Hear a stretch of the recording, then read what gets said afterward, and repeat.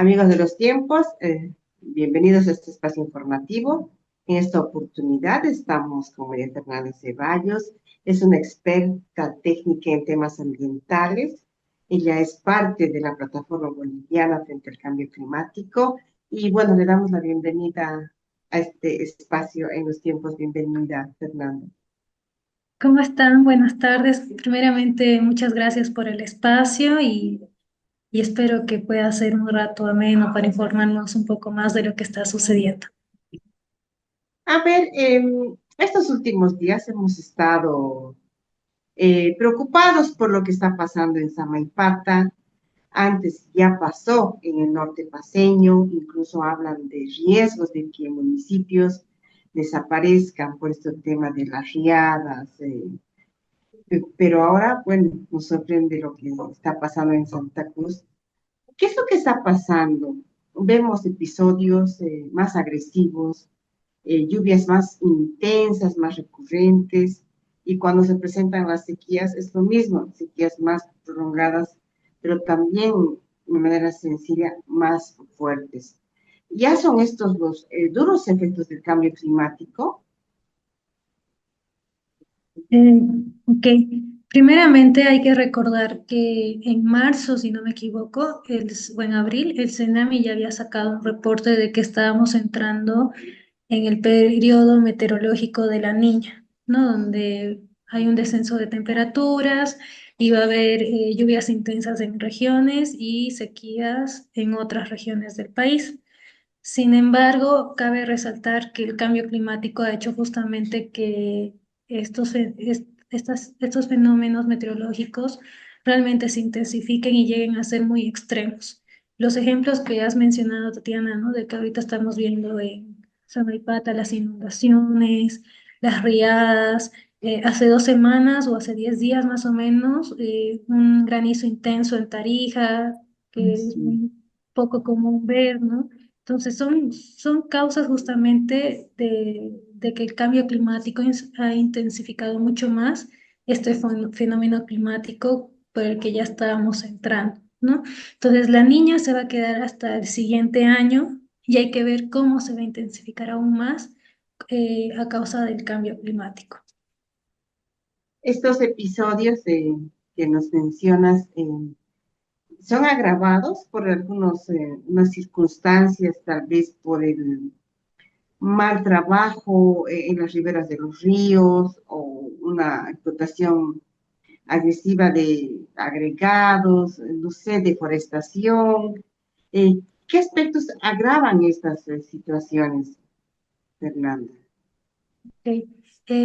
Esencial lo que has dicho, importante el tema de la deforestación. Es algo que venimos arrastrando ya desde hace muchos años, ¿no? El 2019, a causa de los incendios forestales, de expansión de la frontera agrícola.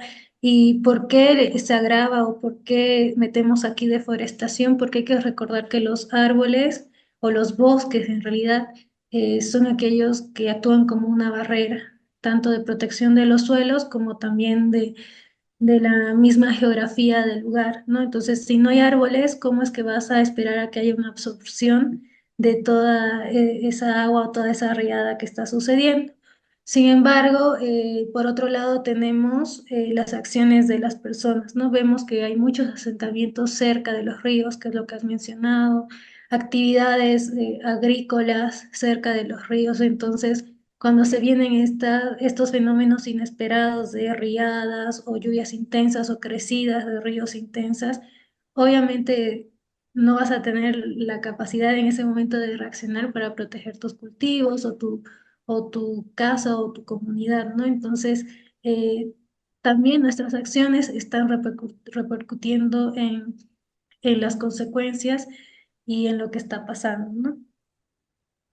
Hay un fenómeno que vemos en el norte paceño, por ejemplo, es la minería intensiva, que va perjudicando a las poblaciones que no se dedican a esa actividad. Pero también en el sector del oriente vemos la ampliación de las manchas agrícolas. Entonces, en lugares donde hace décadas era selva, ahora ya son urbanizaciones, urbanizaciones muy, muy lindas, claro, pero que está cambiando el uso del suelo. Esto llega un momento en que pasa factura.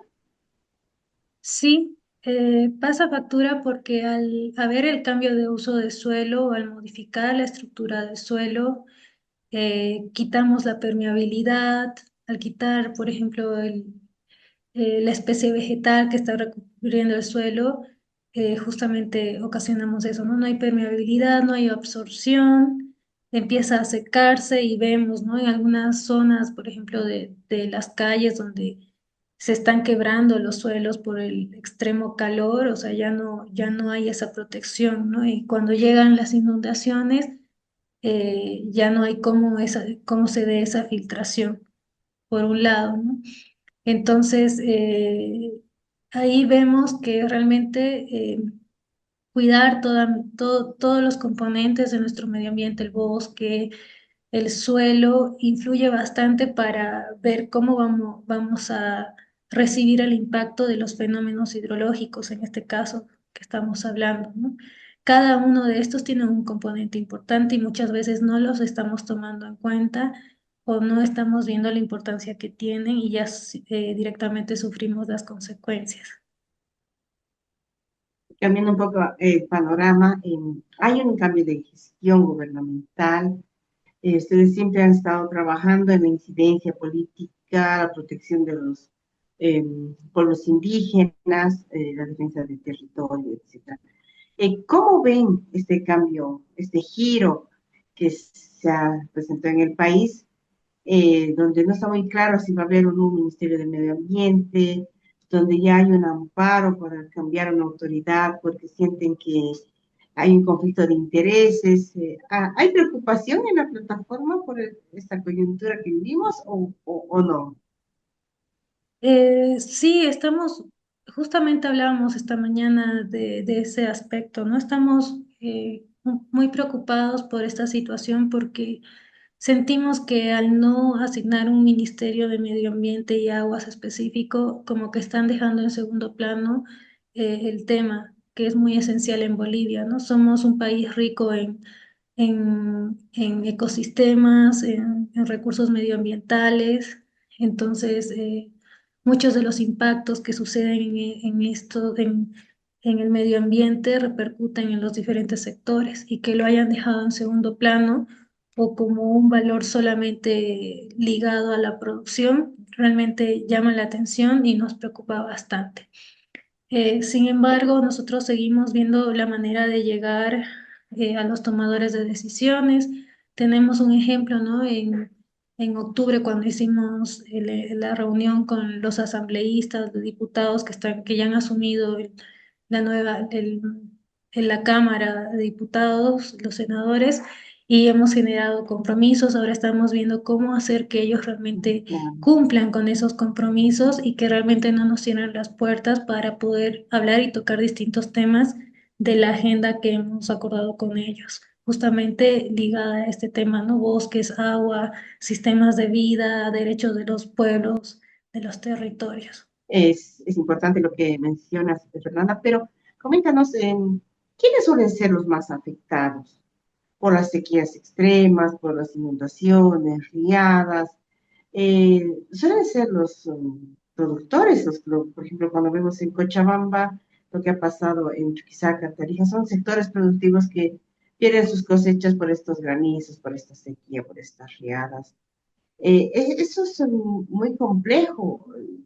¿Cómo se podrá revertir esta situación con políticas de mitigación? ¿Qué recomendaciones podrían emitir? Ok. Primero, respondiendo a tu primera pregunta, estás en lo correcto de que son aquellos sectores ligados a la producción, a la agricultura. Iba a mencionar primero a las personas, pero creo que como esto va a llegar a los demás, es mejor hablar desde el punto quizás económico, que es algo que les interesa bastante ahorita, por ejemplo, a los tomadores de decisiones, ¿no? Entonces, la agricultura y la seguridad alimentaria se ve ya muy afectada porque nadie está preparado para enfrentar una lluvia torrencial y que se lleguen los cultivos, por ejemplo, o una helada en un sector donde no había antes heladas en estos tiempos y que se lleve totalmente toda tu producción. Y lo mismo con las sequías.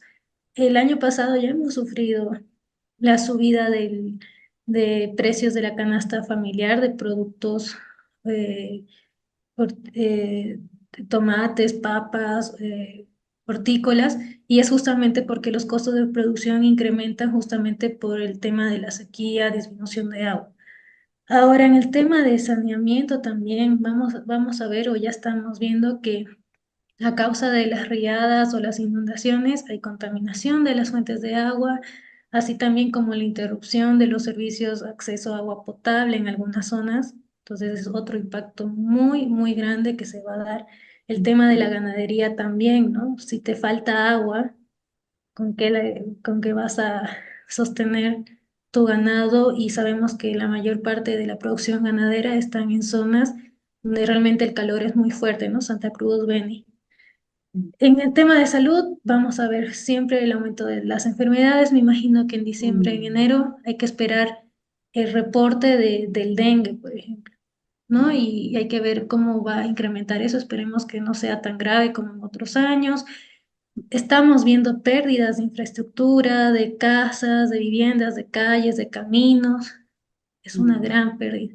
Entonces, no solamente son las personas las que estamos afectadas, ¿no? Entonces, son las diferentes áreas.